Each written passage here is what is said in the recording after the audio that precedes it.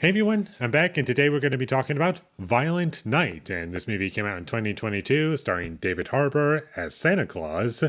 And what this movie basically is, it's Die Hard, but this time, instead of a cop, it's Santa Claus.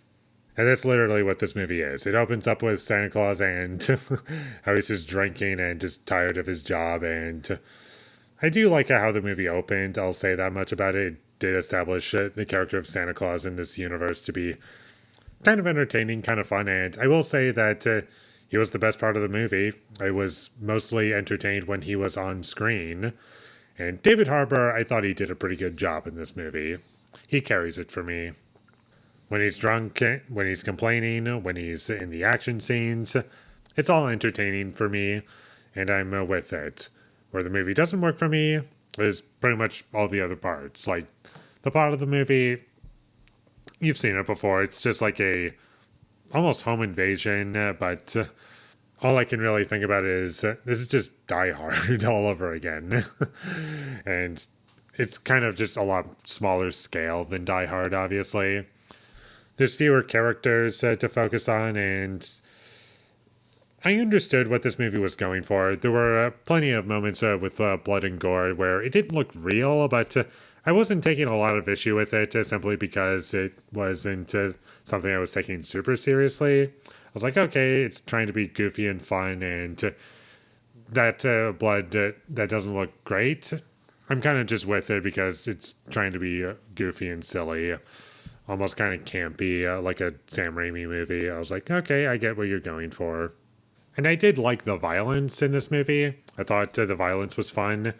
But what I don't really like about this movie is the action scenes when it's kind of poorly presented, when characters are given a lot of time to react or dodge something, and they just don't do anything. And maybe there was a version where it would have looked a bit more convincingly, but unfortunately, with this version that we have, the way it was presented visually was just so goofy for me to take seriously.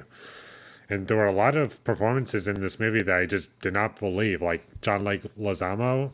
His performance in this movie, I never once believed him in this movie. He was kind of over the top, and I didn't really see a character, and every line that he was delivering, it almost felt as though he didn't really believe his character. He was kind of just treating it like a joke and didn't really want to be there. And I just couldn't really see a character for most of these characters. And a lot of them are kind of unlikable. I didn't like the child actor either. She was kind of bad. And I, again, didn't really believe a line that came out of her mouth. And the characters are just really unlikable for the most part. And there's even moments in the story that just don't make sense. And I don't understand why it's there in the first place.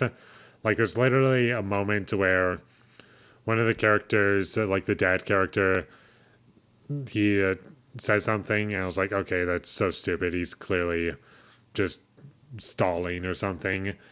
And then, without spoiling anything, I was like, really? This is what we chose to do? Now it's kind of impossible for me to like him now. This movie wasn't exactly super well shot at every scene. It was all kind of hollow to me. Didn't really care for the visual presentation of it. And it was kind of just a worse version of Die Hard, and there was a bit of an homage to Home Alone for one scene. I'll give the movie this much. The Home Alone homage scene was kind of fun, but the movie was kind of boring to me when it was focused on anything but that scene or any of the action scenes, or Santa Claus was not on screen. Because David Harbour is what carries this movie, and the rest of the cast does not. And I kind of got the impression that the dad character, they really wanted Paul Rudd for that role, but unfortunately, either there was scheduling conflicts or he just wasn't interested, so they just got someone else to play that character, and I don't even remember his name. But that was my impression from the beginning of the movie. And that's about all I have to say about Violent Night. I was kind of disappointed, not that I had high expectations going into it, because it's just Die Hard with Santa Claus, but I was kind of hopeful that there would be some fun action scenes at least, and I did get that, but unfortunately, the action is the only part that's entertaining about the movie, whereas the rest of the movie, I don't care about. I don't care about the plot, I don't care about the main family or the villains. They're just a big waste of time, and I don't care to see them on screen. So, if you want to watch a 2 hour action movie on Netflix, I guess this isn't the worst one to choose from, and we are getting a sequel that's going to come out in December of this year, I believe. I could be wrong about that. Maybe it'll get canceled, but you never know. I'll check out the sequel when that comes out, probably. Hopefully, it'll be an improvement, but this one, just not great. So, with all that being said, I'm going to give Violent Night a 4 out of 10.